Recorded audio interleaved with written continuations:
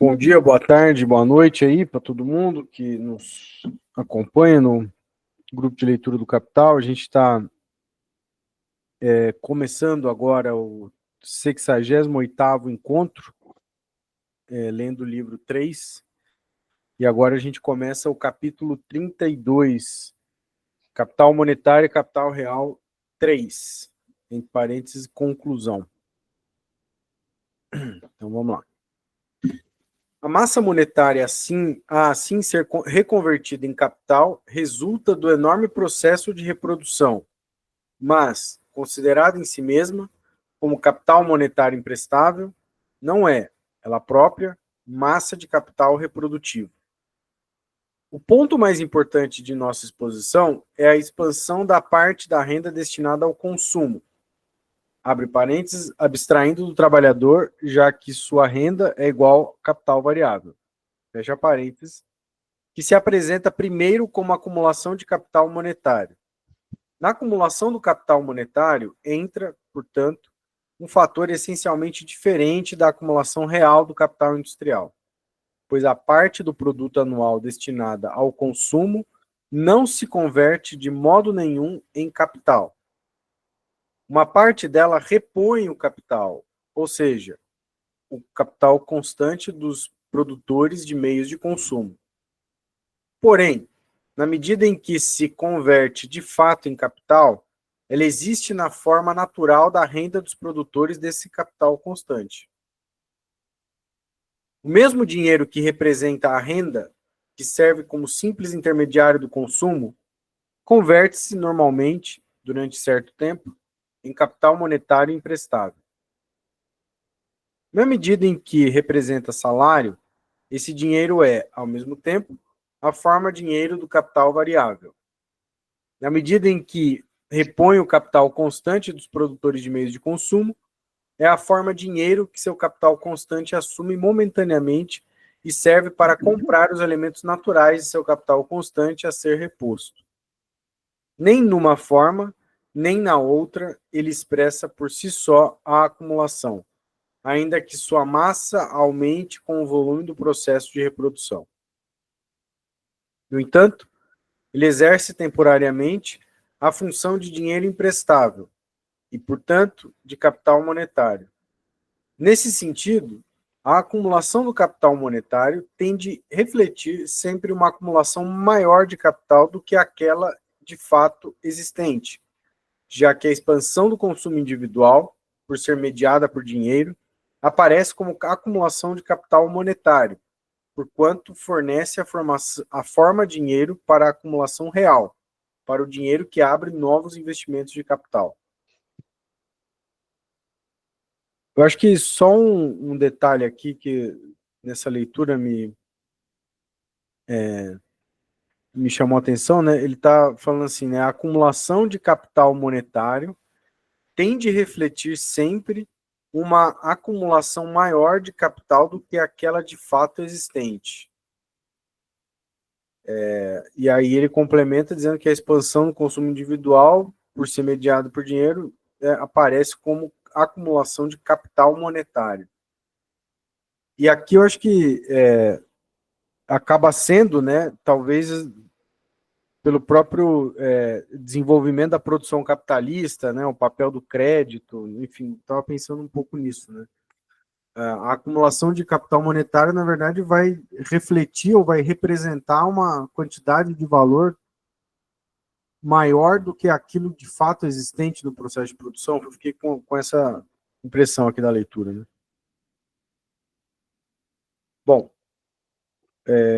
vamos seguir, então.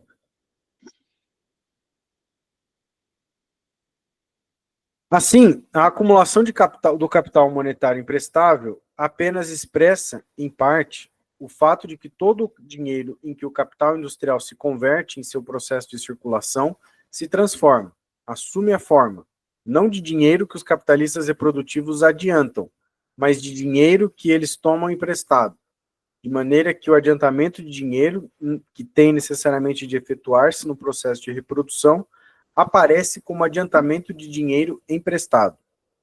Na realidade, com base no crédito comercial, Eles emprestam uns aos outros o dinheiro de que necessitam no processo de reprodução.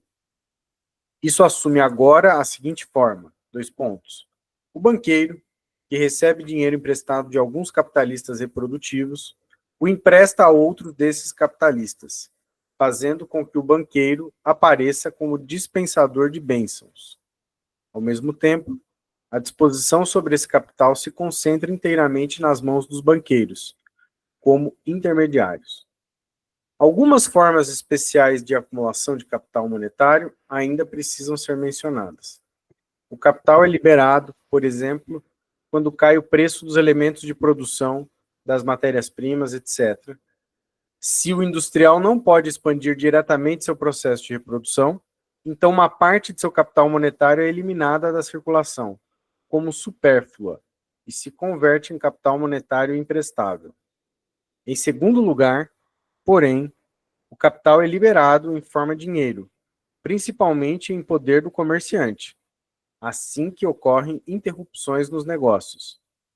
Se o comerciante concluiu uma série de negócios e, devido a tais interrupções, só inicia uma nova série de negócios mais tarde, então o dinheiro realizado representa para ele um tesouro, capital excedente, e representa, ao mesmo tempo, a acumulação direta de capital monetário emprestado. No primeiro caso, a acumulação de capital monetário expressa a repetição do processo de reprodução em condições mais favoráveis. Liberação real de uma parte do capital que antes se encontrava imobilizada, portanto, a possibilidade de expandir o processo de reprodução com os mesmos recursos monetários. No segundo caso, representa a simples interrupção do fluxo das transações. Em ambos os casos, no entanto, o dinheiro se transforma em capital monetário emprestável. Representa a acumulação deste último, atua por igual sobre o mercado monetário e a taxa de juros, ainda que às vezes favoreça o processo real de acumulação e outras vezes o iniba. Por fim, tem-se a acumulação de capital monetário pela massa de pessoas que, tendo entesourado o suficiente para garantir seu futuro, retiram-se do processo de reprodução. Quanto maiores forem os lucros obtidos ao longo do ciclo industrial, mais pessoas operarão desse modo. Nesse caso, a acumulação de capital monetário emprestável expressa, por um lado, uma acumulação real, entre parênteses, de acordo com seu volume relativo. Por outro, apenas a proporção em que os capitalistas industriais se convertem em meros capitalistas monetários. Já a outra parte do lucro, que não se destina a ser consumida como renda, só se transforma em capital monetário quando não pode ser diretamente empregada para ampliar os negócios no ramo de produção em que foi obtida. Isso pode ter duas causas, porque esse ramo de produção está saturado de capital ou porque a acumulação, para poder funcionar como capital, tem de ter alcançado certo volume, conforme a grandeza do investimento de novo capital nesse negócio específico. Ela começa, pois, convertendo-se em capital monetário emprestável e serve à expansão da produção em outros ramos. Mantendo-se constantes todas as demais circunstâncias, a massa do lucro destinada a reconverter-se em capital dependerá da massa do lucro obtido e, portanto, da expansão do próprio processo de reprodução. Porém, se essa nova acumulação enfrenta dificuldades para ser aplicada por não se encontrarem lugares de investimento, se, portanto, os ramos de produção estão saturados e há excesso de oferta de capital de empréstimo, essa abundância de capital monetário emprestável é uma simples demonstração dos limites da produção capitalista. A fraude subsequente, com base no crédito, evidencia que não existe obstáculo positivo à aplicação desse capital excedente. Ela revela, no entanto, um obstáculo imposto pelas leis que regem sua valorização, pelos limites dentro dos quais o capital pode valorizar-se como capital. A abundância de capital monetário, como tal, não indica necessariamente superprodução. tampouco falta de esferas de investimento para o capital. A acumulação de empréstimo consiste simplesmente no fato de que o dinheiro precipita como dinheiro emprestável. Esse processo é muito distinto de sua transformação efetiva em capital. Ele não é mais que a acumulação de dinheiro numa forma que pode converter-se em capital. Essa acumulação, como já o demonstramos, pode expressar fatores muito diferentes da acumulação real. Com o aumento constante da acumulação real, essa acumulação ampliada de capital monetário pode, em parte, ser resultado dela, em parte, resultado de fatores que acompanham, mas que diferem totalmente dela. Por fim, pode também ser resultado de paralisações da acumulação real. Já pelo fato de que a acumulação de capital de empréstimo é incrementada por esses fatores independentes da acumulação real, mas que acompanham, tende a haver necessariamente, em certas fases do ciclo, uma pletora constante de capital monetário, a qual aumenta com o aperfeiçoamento do crédito. Com ela, tende a desenvolver-se, ao mesmo tempo, a necessidade de impelir o processo de produção para além de seus limites capitalistas. Dois pontos. Supercomércio, superprodução e supercrédito. Ao mesmo tempo, isso tem sempre de assumir formas que provoquem uma reação. No que diz respeito à acumulação de capital monetário procedente da renda fundiária, salário, etc., não é necessário tratar dela aqui. Bastará destacar este aspecto do problema. Dois pontos. A tarefa da verdadeira poupança e da abstinência, entre parênteses, pelos entesouradores, na medida em que contribui para a acumulação, é deixada, devido à divisão do trabalho que se desenvolve com a produção capitalista, a cargo daqueles que recebem o mínimo desses elementos e que muitas vezes perdem o que haviam poupado, como ocorre com os trabalhadores nas falências dos bancos. Por outro lado, o capital do capitalista industrial não é, entre aspas, poupado por ele mesmo, mas ele dispõe da poupança dos outros na proporção da grandeza de seu capital.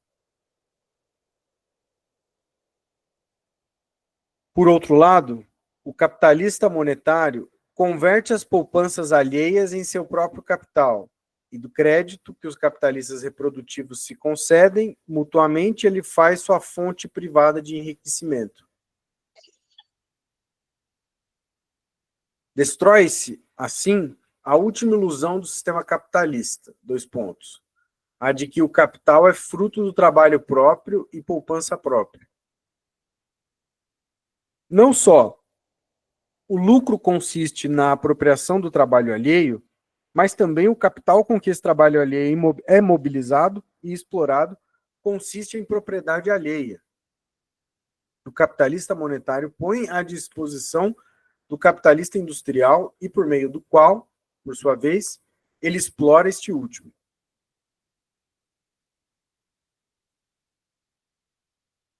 Restam ainda algumas observações acerca do capital de crédito. A frequência com que a mesma moeda pode figurar como capital de empréstimo depende integralmente, como já expusemos, dois pontos.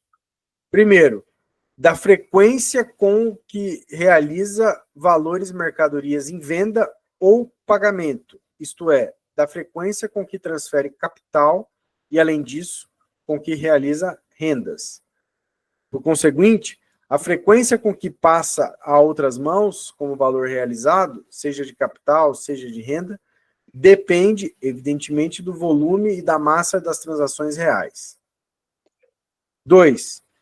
Isso depende da economia dos pagamentos e do desenvolvimento e organização do sistema de crédito. 3. Finalmente, do encadeamento e da velocidade de ação dos créditos, de modo que, quando o dinheiro se cristaliza num ponto como depósito, em outro ponto ele se põe imediatamente em movimento como empréstimo.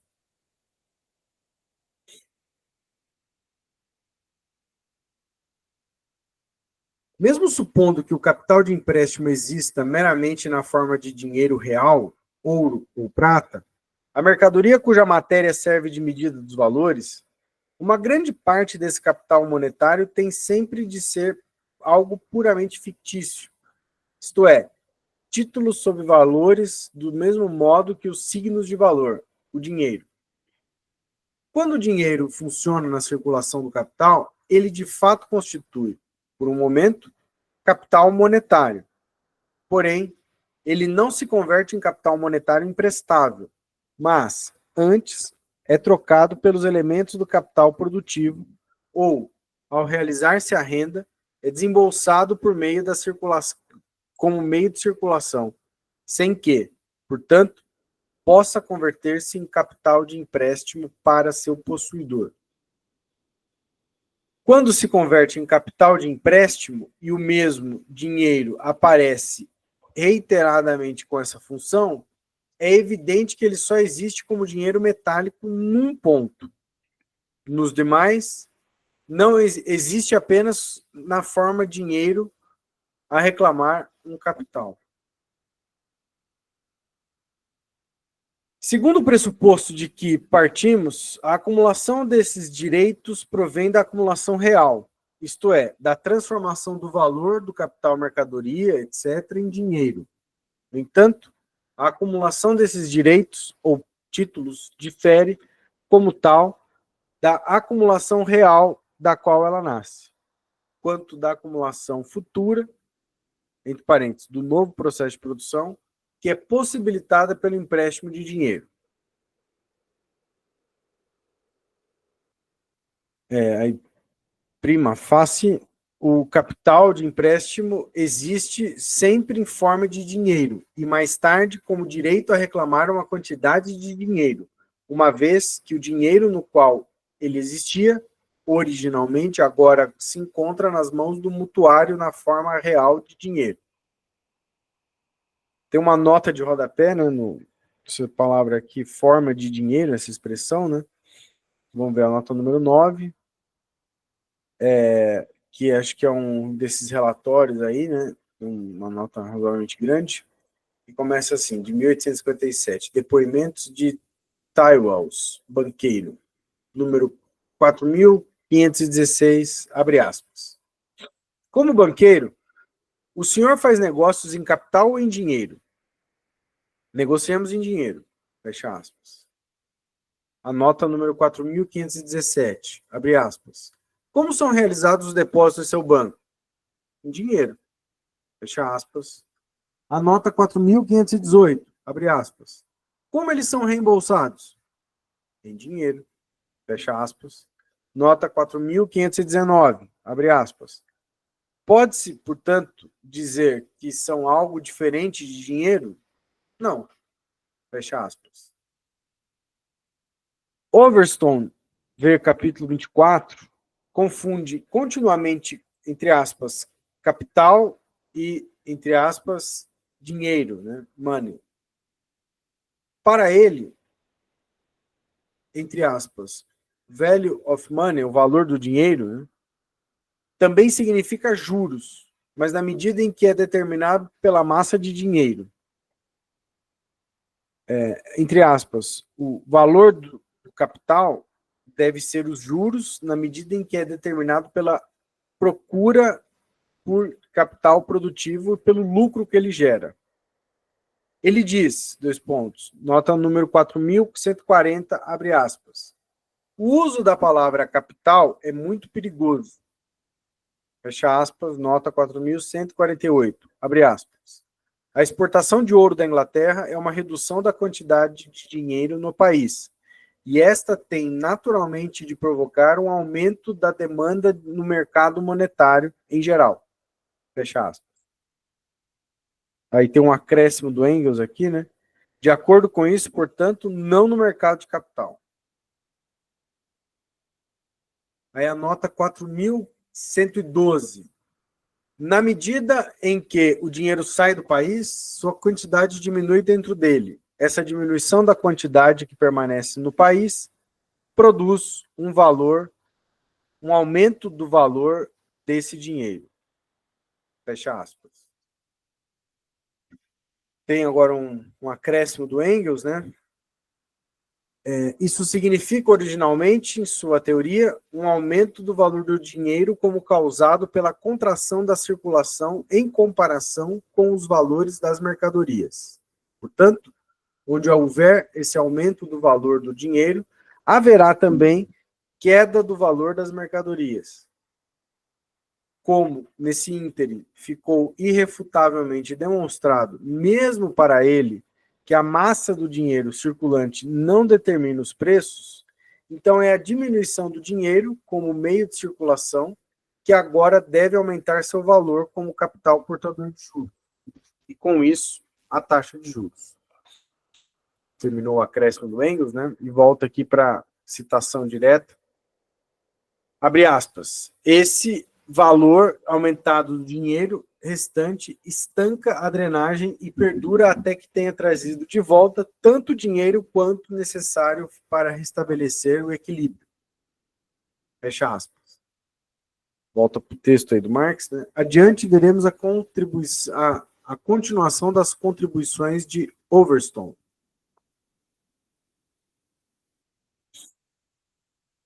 Temos aqui uma nota de rodapé já direto, né? A nota. Olha, na verdade, a gente estava lendo a nota de rodapé número 9 e terminamos só agora ela. E aí voltamos aqui no texto. Para o prestamista, ele se converteu em dinheiro a dinheiro, num título de propriedade. A mesma massa de dinheiro pode representar, portanto, muitas massas distintas de capital monetário. O mero dinheiro, represente ele capital realizado ou renda realizada, converte-se em capital de empréstimo, por meio do simples ato de emprestar, por meio de sua transformação em depósito, se considerarmos a forma geral com o sistema de crédito já desenvolvido. O depósito é capital monetário para o depositante. Nas mãos do banqueiro, ele pode ser simplesmente capital monetário potencial, que permanece ocioso em seu cofre em vez de estar no seu proprietário. Mais uma nota de rodapé, e aí o Marx fazendo aqui uma longa, né, descrição aqui. Aqui deparamos com a confusão de que ambas as coisas são, entre aspas, dinheiro. 2 pontos.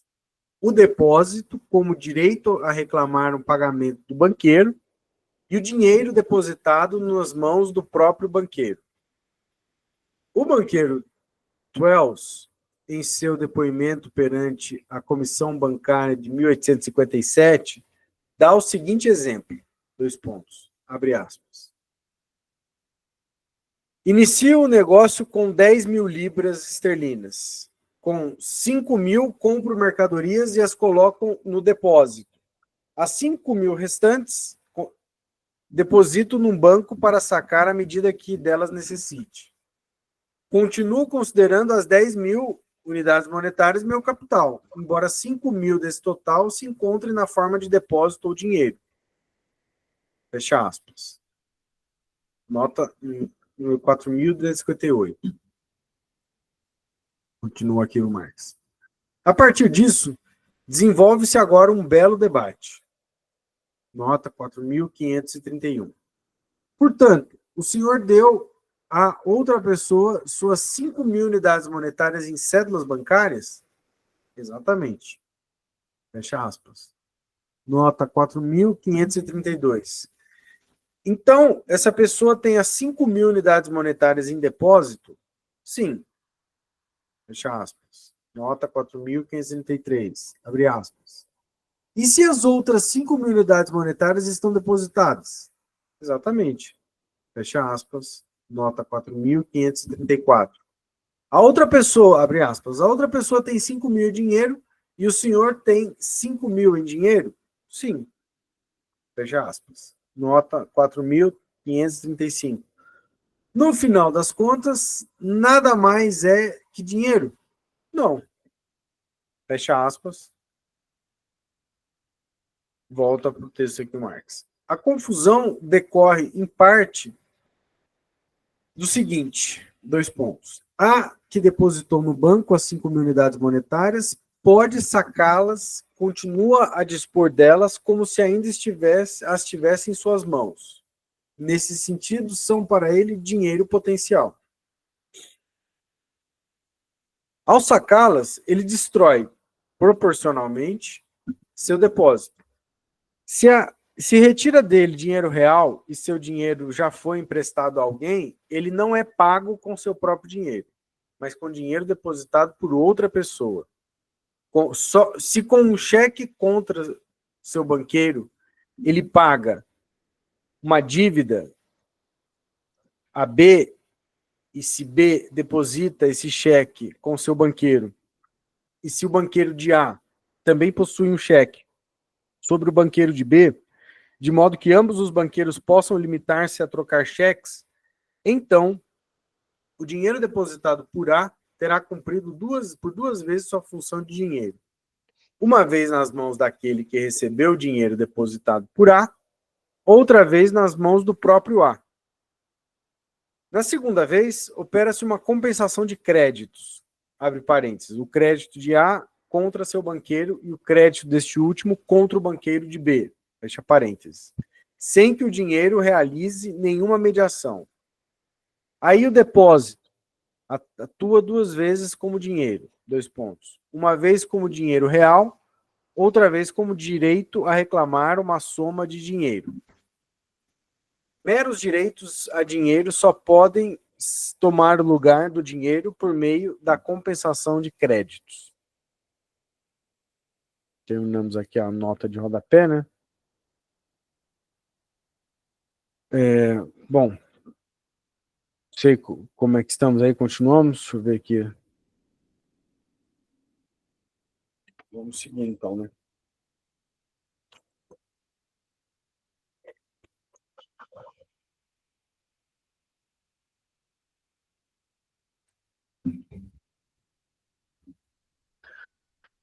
Voltando para o texto, né? À medida que cresce a riqueza material, cresce a classe dos capitalistas monetários. Aumentam, por um lado, o número e a riqueza dos capitalistas que se retiram, dos rentistas. Por outro lado, fomenta-se o sistema de crédito e, com isso, aumenta o número de banqueiros, prestamistas, financistas, etc. Como já expusemos, o desenvolvimento do capital monetário disponível é acompanhado do aumento da massa dos papéis portadores de juros, dos títulos públicos, ações, etc. Ao mesmo tempo, porém, aumenta a demanda de capital monetário disponível, uma vez que os corretores de títulos que especulam com esses títulos desempenham um papel fundamental no mercado monetário. Se todas as compras e vendas desses papéis fossem apenas a expressão de investimentos reais de capital, seria correto dizer que não poderiam influir sobre a demanda de capital de empréstimo, já que, quando A vende seu papel, obtém em troca dele exatamente a mesma quantidade de dinheiro que B investe no papel comprado. No entanto, uma vez que o papel, que na verdade existe, mas não o capital, entre parênteses, pelo menos não como capital monetário, que ele vê originalmente, representa, cria-se sempre uma nova demanda proporcional de capital monetário. De todo modo, trata-se do capital monetário de que antes dispunha B e agora dispõe A.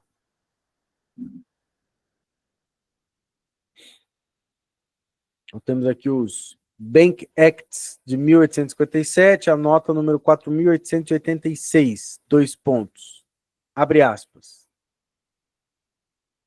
A seu juízo, seria uma descrição correta das causas que determinam o tipo de desconto dizer que ela é regulada pela quantidade do capital existente no mercado, que se pode aplicar no desconto de letras comerciais distintas de outros tipos de papéis? Fecha aspas, né? Chapman vai responder.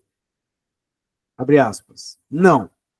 Entendo que a taxa de juros está afetada por todos os títulos de crédito facilmente conversíveis. Seria errado limitar o problema aos descontos de letras, pois, quando existe uma grande demanda de dinheiro contra, fecha aspas, aí tem um acréscimo do Engels, os depósitos de consolidados, volta o texto, né? Ou mesmo de letras do Tesouro, como ocorreu recentemente em grandes proporções a uma taxa de juros muito mais alta que a comercial, seria absurdo dizer que isso não afeta em nada nosso mundo comercial, pois afeta de maneira muito decisiva. Fecha aspas. Nota 4.890. Abre aspas. Quando encontram no mercado títulos de crédito bons e correntes, reconhecidos como tais pelos banqueiros e seus proprietários, desejam obter dinheiro sobre eles, é claro que isso terá influência sobre as letras comerciais. Não posso esperar, por exemplo, que alguém que me dê dinheiro a 5% sobre letras comerciais, se, ao mesmo tempo, pode emprestar esse dinheiro a 6% sobre consols, etc.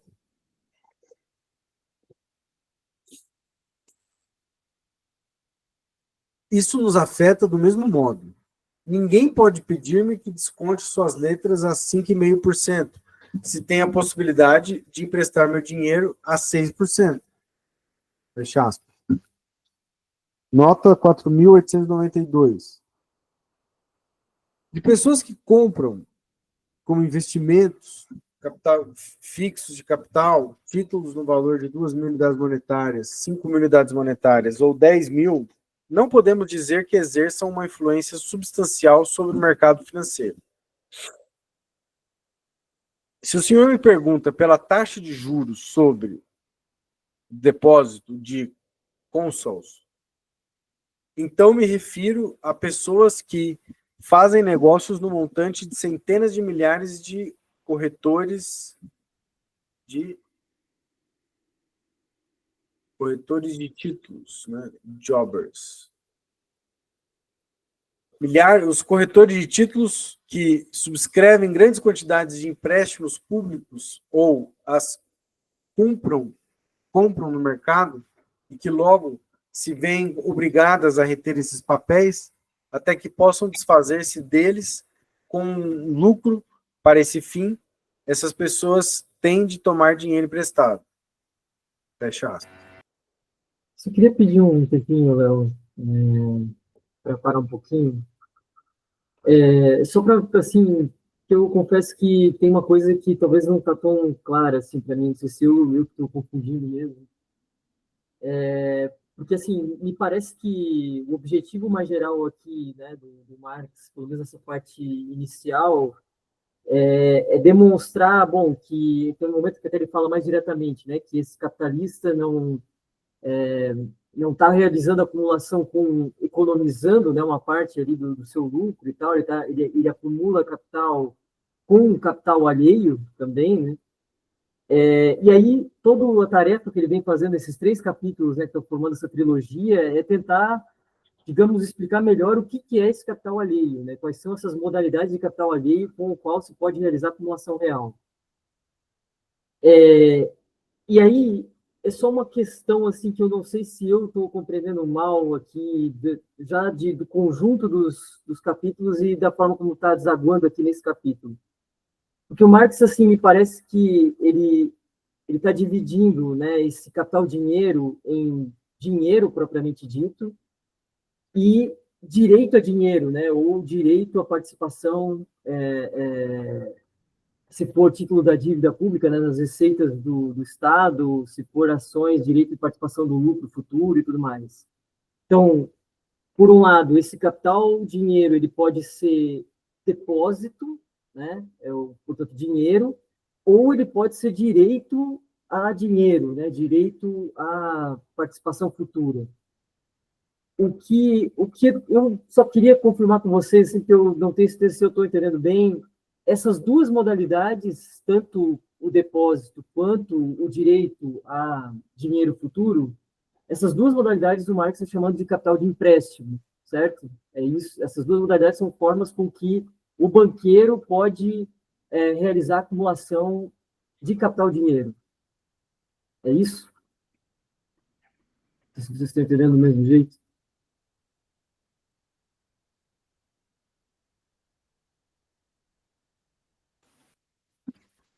Bom, levantei aqui, né, ninguém se manifestou antes, mas acho que sim.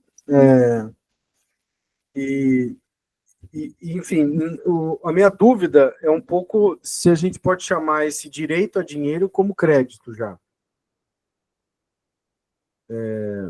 Porque não é exatamente o crédito, mas é quase como, enfim, tem um adiantamento na expectativa de uma renda futura, né? Nesse exemplo que você falou do título público, né? Enfim, minha dúvida é essa. Eu acho que sim, eu estou entendendo dessa maneira. Tem o dinheiro, propriamente dito, o depósito à vista e esse direito de receber dinheiro futuro, né? Mas não sei se isso seria já. A gente pode chamar isso de crédito ou é ainda uma etapa intermediária do crédito, não sei.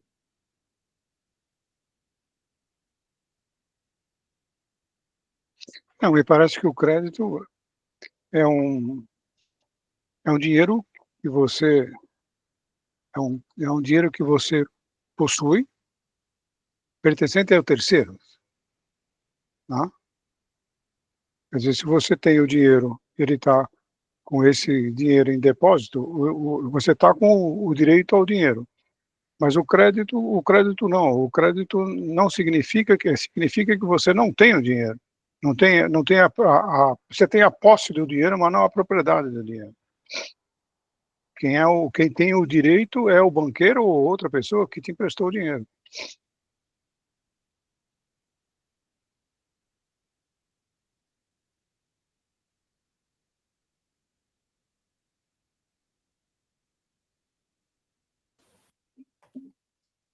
Ah, sim.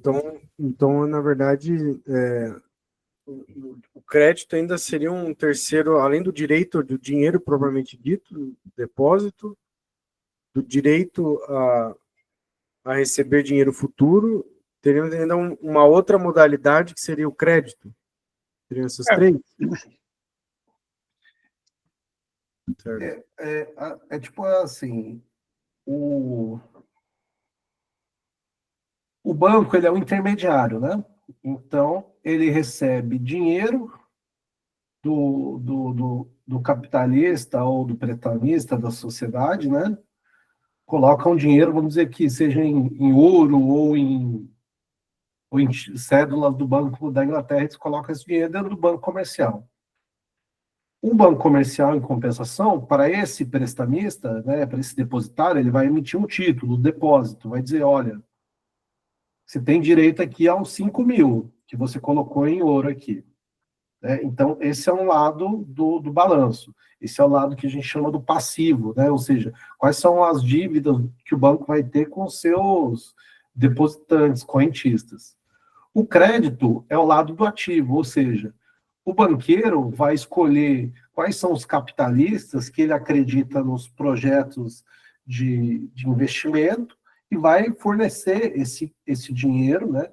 Só que muitas vezes esse dinheiro não é dado em ouro, né? Ele é uma forma de título que o capitalista vai lá e vai comprar as máquinas, vai adiantar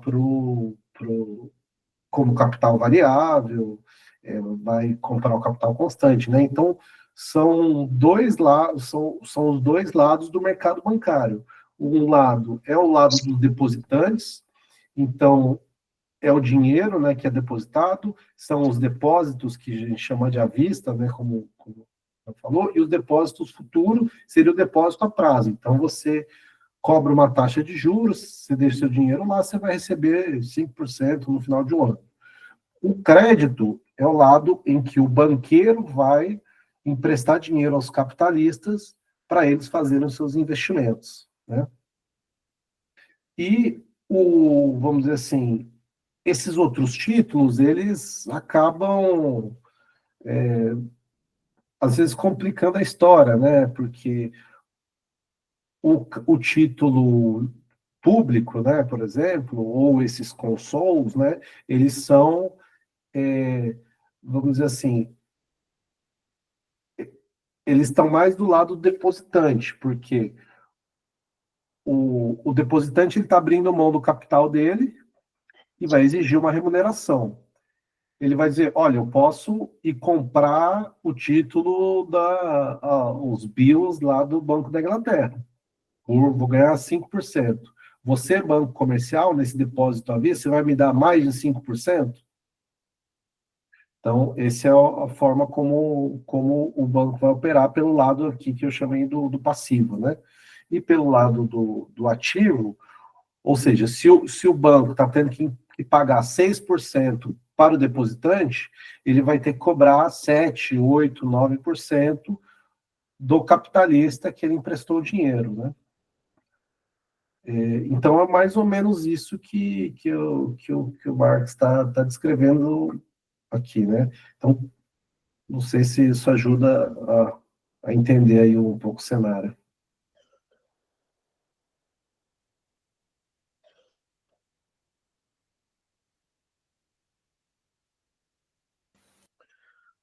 Eu acho que ajuda sim. Não sei se alguém mais quer colocar um ponto aí. Não, eu penso que tem um descasamento da demanda por capital, né, entre os capitalistas, né? Você pode ter um excedente de um capitalista que vira capital monetário e uma possibilidade de uso, de uma oportunidade de uso do capital de quem não tem o capital. Então ele vai tomar esse dinheiro emprestado. É exatamente esse descasamento que entra a função do banco, né? Uma outra coisa que me chama atenção, ele falou assim que o aumento do capital monetário está diretamente associado à expansão das atividades. Quer dizer, se houver uma estagnação, quer dizer, se não houver uma expansão do capital produtivo, não haverá também uma maior acumulação de capital monetário. Vai estagnar, né? Então, num trecho ele fala isso que me chamou a atenção. Ficam simplesmente uma troca, mas não uma expansão.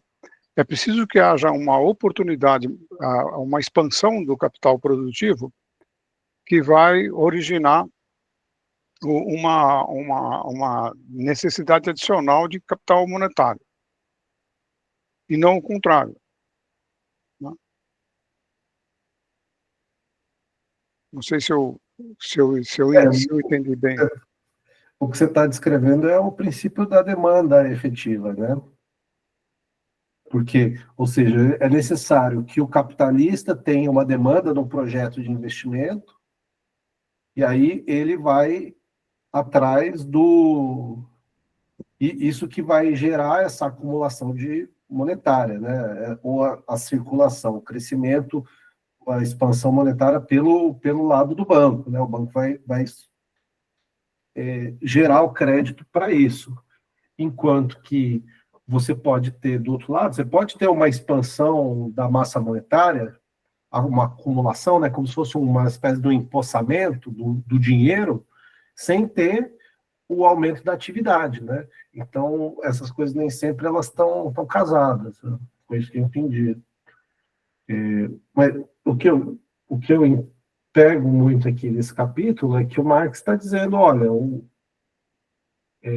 esse sistema aqui capitalista, o crédito é a parte central, né? Vamos dizer assim, é o sistema circulatório da produção, porque o banqueiro, o capitalista monetário, ele está sugando, vamos dizer assim, captando toda essa esse excedente monetário dos depositantes, dos outros capitalistas, sejam os capitalistas que vão se tornar capitalistas monetários, sejam capitalistas industriais que momentaneamente têm uma sobra de dinheiro porque ainda não chegaram no ponto do investimento, né? E, ao mesmo tempo, ele, né, distribui esse capital monetário através do crédito. E ele deixa claro que, assim, são papéis, né? Muitas vezes não é só o desembolso em ouro, né? Então, a questão é que esse sistema ele vai ter as suas dinâmicas próprias, né? Que acho que é o começo do capítulo, ele vai dizer, ó, então a acumulação do capital monetário tem a ver com o consumo, tem a ver com essas dinâmicas dos capitalistas que impostam, tem a ver com essa expansão do sistema, né? Mas nem sempre eles estão em sincronia, e é aí que nascem as possibilidades de crise, né? Uma outra coisa que me chamou a atenção foi o fato de das interrupções do processo do capital produtivo, né? Eu falei assim, olha, eu tenho um capital, mas o meu mercado está saturado, eu vou até diminuir a produção. Então eu não vou ter a mesma necessidade de capital constante. Então eu vou liberar uma parte desse capital e deixar à disposição do banco, né? Aí ele fala assim, bom, pode ter um outro setor o que está em expansão, né? Bem, então suponha agora, ele não tocou nesse assunto, mas suponha que haja uma crise generalizada, né? Então, qual seria a saída desse capital monetário excedente? Quer dizer, entramos em recessão, então há uma sobra de capital monetário, para onde ele vai, né? Ah, ele fala que muito provavelmente vai haver um outro setor, mas suponha que não haja um outro setor. Aí se inventa alguma coisa, que é a crise dos subprimes, etc., para escoamento do capital monetário, ou cria-se uma dívida pública então aí que o capital se torna um capital fictício. Seria o excedente do capital produtivo, parece que é isso, a origem do capital fictício. Olha, Fernando, você coloca uma questão aí para se pensar, né? Para onde iria? Eu te ouvindo aqui, pensando, eu acho que o próprio desenvolvimento dessas finanças, dos instrumentos financeiros, e aí associado também com o desenvolvimento dos mecanismos e das formas de comunicação e transmissão de informações, né? É muito difícil pensar um desenvolvimento do capital monetário de empréstimo, do crédito, enfim, desses instrumentos aí, sem, por exemplo, o desenvolvimento do telégrafo, isso na segunda metade do século XIX. E mais ainda seria impossível imaginar aquilo que a gente os petrodólares, os eurodólares lá da segunda metade do século XX, né? Seria muito difícil imaginar sem o desenvolvimento da própria computação, dos princípios depois, mais à frente ainda, da internet, e aí, dos anos 70 em diante, também tem uma nova onda de inovações financeiras. Então, acho que uma forma que acaba não necessariamente porque não tem para onde escoar, né? Não tem para onde ir esse excesso de capital monetário, mas eu acho que acaba acompanhando, sendo um processo de convergência evolutiva, vai se desenvolvendo, porque a própria crescimento desse capital monetário emprestável vai também ensejando essas novas formas. Não sei, acho que é uma coisa que vai também por aí, né? Pensei aqui comigo.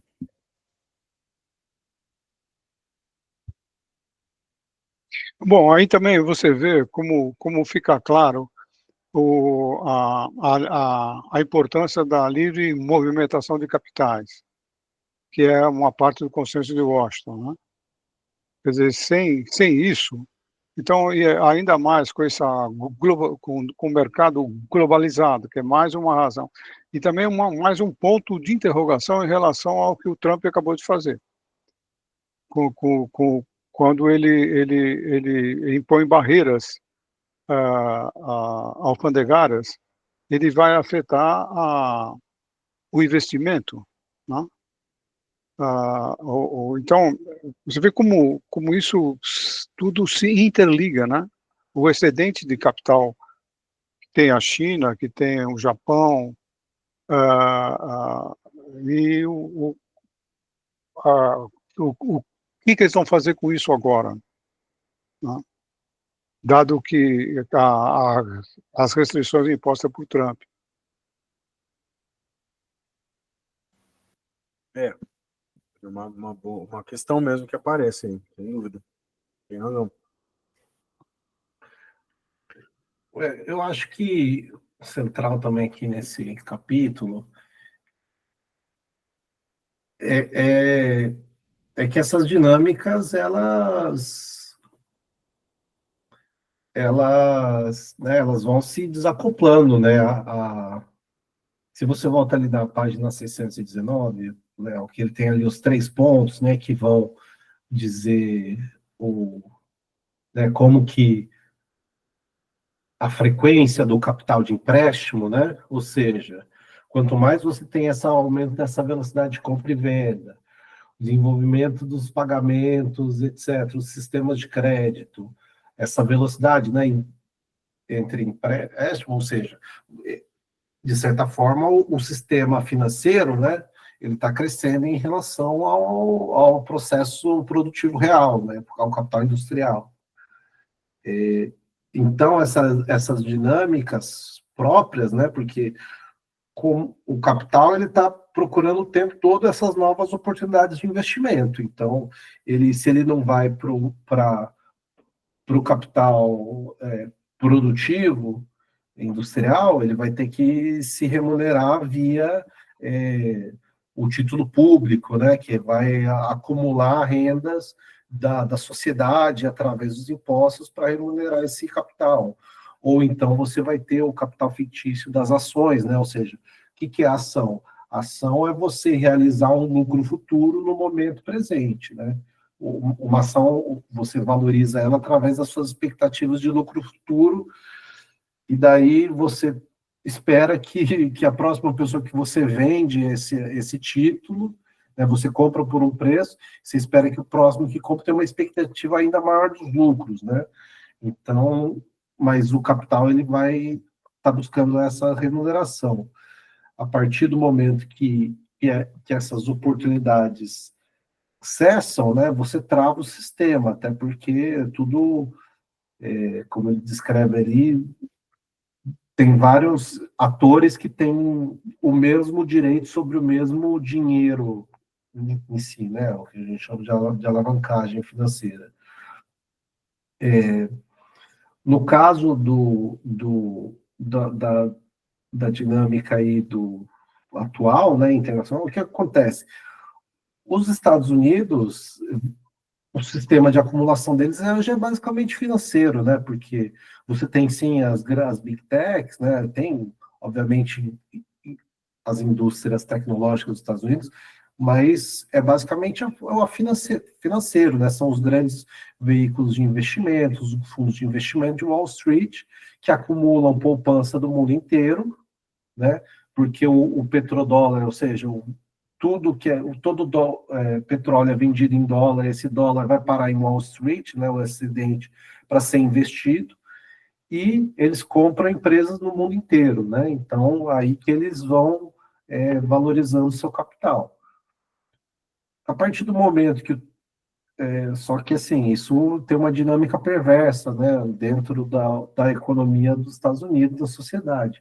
O Trump está querendo dar um pause no negócio, porque até porque surgiu um outro bloco de capital na China que é tão grande quanto o americano, só que ele é produtivo, né? E ele está servindo como uma espécie de contenção à acumulação dos Estados Unidos, né? Porque a partir do momento que a China opera, não tem a liberação das contas de capitais, né? Isso é de uma certa forma controlado, né? A propriedade do capital virou um bloco de capital contra o outro, né? Então existe esse choque.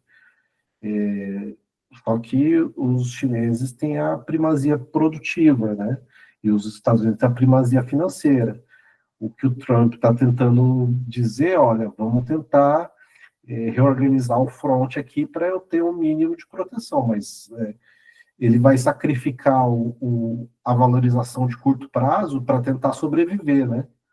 Então é o famoso você dar o anel para não perder os dedos, uma coisa assim.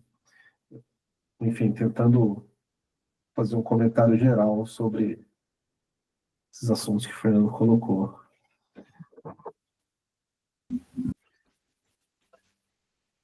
Bom, então, eu acho que tem uma provocação interessante que justamente tem uma racionalidade nessa coisa do Trump, né? Enfim, isso vai dar certo. Eu acho que todo mundo se questiona e se pergunta isso, né? Mas que tem uma racionalidade por trás, e eu acho que essa racionalidade tem um pouco, isso o Caio falou em termos de parar, né, o sistema, né? Bota um freio e reorganiza, né? Então tem uma lógica nesse. Agora, se isso vai resultar naquilo que ele imagina que vai resultar, eu acho que aí já é difícil prever, porque tem uma série de outros fatores que podem acontecer e dar uma coisa meio disruptiva, né? Que se perde exatamente o controle. Acho que mais recentemente, essa coisa lá na Índia e no Paquistão é um fato, não é exatamente novo, né? Mas é uma coisa que acendeu e mais recentemente. Ninguém estava mais ou menos esperando isso, né? E eu acho que esse tipo de situação pode também vir a acontecer de modo que o curso dos atos vão ainda revelar para onde vai a coisa, né? Mas, de fato, acho que ele está tentando fazer uma coisa que tem uma lógica. Né? Uma lógica perversa, por um lado, mas ela tem uma racionalidade, né? Ela não é uma lógica do império, né? Isso é um fato. Bom, não sei exatamente para onde vai isso, mas me parece que tem a ver com essa tentativa de controlar o processo da acumulação de capital, né? Só que, ao mesmo tempo, tentar controlar, hoje, com essas corporações aí nos Estados Unidos, né, é diferente do que a China tem hoje para fazer, do que a Rússia faz, por exemplo. Será que os Estados Unidos têm como fazer isso? Né? São algumas dúvidas também que vão aparecendo, porque esse desenvolvimento das finanças e dos fundos de investimentos é uma coisa que tem um entranhamento muito complexo, né? E às vezes a gente não tem essa dimensão de como está entranhada a coisa, né? Enfim, passei já um pouquinho aqui do nosso tema, né? Mas me fez pensar e eu acho que o capítulo dialoga também com essas coisas. Mas uma coisa interessante é que o Trump mexeu na balança comercial, mas não na balança de serviços. Quer dizer, ele não mexeu na parte financeira, quer dizer, o fluxo de capitais ele não mexeu. Mexeu na balança comercial, mexeu na mercadoria. O fluxo, eles têm um superávit incrível na balança de serviços, né? E ele não tocou nisso daí, tocou na parte do capital produtivo em si, né? E fez uma interrupção do processo de circulação, praticamente, né? Agora, é bacana ver aí nesse capítulo onde entra o Pix, né? O Pix tem uma velocidade de pagamento incrível, né? Quer dizer, chegou a velocidade, ficou instantâneo, né? Então, essa transferência de fundos. No entanto, o comércio eletrônico aumentou a realização das mercadorias, o comércio eletrônico, que você não tem que ir na loja, entrega em casa no dia seguinte. Mas, em compensação, o fluxo financeiro que está ligado ao comércio eletrônico, ele é pior do que na loja física. Quer dizer, eles lutam tremendamente para fazer pagamento a prazo, à vista, e não conseguem. Tem que dar desconto para o Pix, um desconto bom até. Se você, porque eles, o fluxo da mercadoria diminuiu, aumentou muito, é muito mais rápido, mas em compensação o fluxo de pagamento não. Quer dizer, fazendo pagamento 6 vezes e 8 meses e tal. Então, na verdade, ele entrega a mercadoria, mas não realiza a mercadoria. A realização da mercadoria, no meu ponto de vista, vem com pagamento. Né? Não, eu acho que Ele sim. não resolveu o problema do pagamento, da realização. Você acha então que o Pix não resolveu exatamente esse problema da Não, realização? o Pix resolve, mas o preço, o desconto do Pix é exatamente o custo financeiro que ele teria. Aliás, é até menor. Eu te dou desconto de 5%, de 10%, mas o desconto devia ser até maior. Tá? Porque ele, antes do Pix, do 2010, 2012, 2015, o comércio eletrônico ele não conseguia vender à vista, não conseguia vender. Então ele tinha um custo financeiro extraordinário, porque ele chegou a vender em 12 vezes uma TV, né? Então isso aí você acelerou o fluxo material da mercadoria, que eu te entrego amanhã, mas o fluxo financeiro continuou pior, ficou pior do que era na loja física. Mas isso só é ruim pro capitalista mercantil. Exatamente. Pro financeiro é ótimo.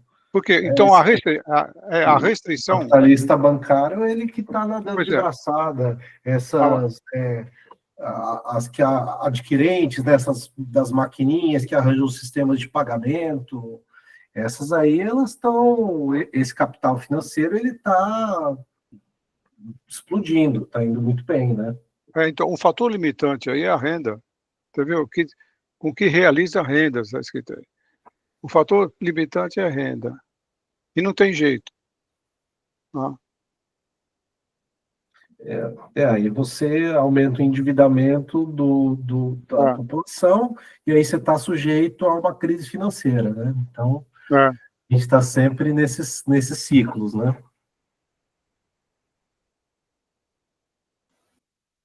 Sim, sim. Bom, interessante essas coisas aí para se pensar mesmo. Bom, pessoal, acho que chegamos aqui no nosso teto, né? A gente parou, se não me falha a memória, foi aqui, né? Lemos a nota 10, ia começar aqui, não é? Então... Não, a gente terminou de Não, já passou. a nota ali do... começa um parágrafo assim, com o desenvolvimento do sistema de crédito, cria-se, desenvolver-se o sistema de crédito. Aqui, ao desenvolver-se, a gente parou aqui, né? Isso.